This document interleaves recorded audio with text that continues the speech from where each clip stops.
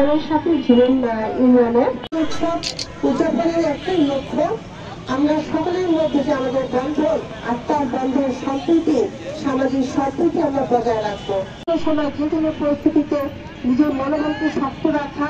ইউনিয়নের সাথে ঝিলেন ইউনিয়নের আমাদের সম্মানিত রেফারিবৃন্দ, আমাদের অনুষ্ঠান থেকে আমরা খেলাধুলা করবো।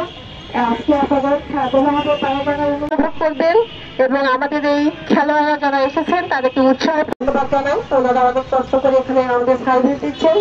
আজকের এই খেলা সকলে মিলে আমরা খেলাকে উপভোগ করি। আমরা